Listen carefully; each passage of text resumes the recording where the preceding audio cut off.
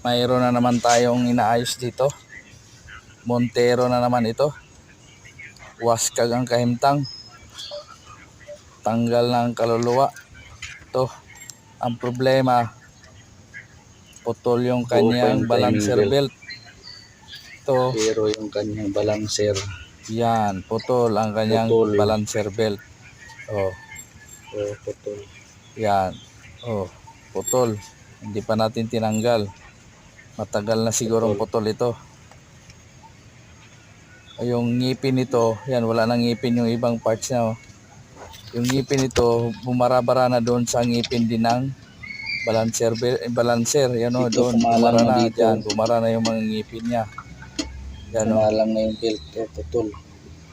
Hindi na umiikot kasi bumabara na dyan yung mga ngipin ng belt. Palitan ng bago. Ang problema kasi yung lang nito, nung sabi ng may-ari, dinala niya dito, yung kanyang belt ng aircon. Kasi sa loob ng isang buwan, 3 beses siya nagpalit ng belt sa aircon niya. Na walang ngipin pala to. Ngayon sabi niya, i-check na rin natin yung i-check na rin natin yung timing belt kung okay pa ba.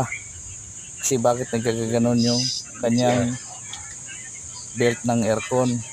Kaya tignan natin. Nilinisan na rin natin yung kanyang EGR, throttle body, saka yung intake manifold. Yan, ang dumi din pala. Yan o. Ngayon, pati yung filter niya, ang dumi din o. Oh, itim na itim. Hindi na makahigop ng hangin. Yan, ito na yung belt na binili niya. Napabili ko siya ng belt. Yan, ito yung sa belt, timing belt. Yung isa, yung balancer belt. Ito naman yung sa belt na malaki, yung sa ano, ito yung sa aircon bili niya. Yan. Yan.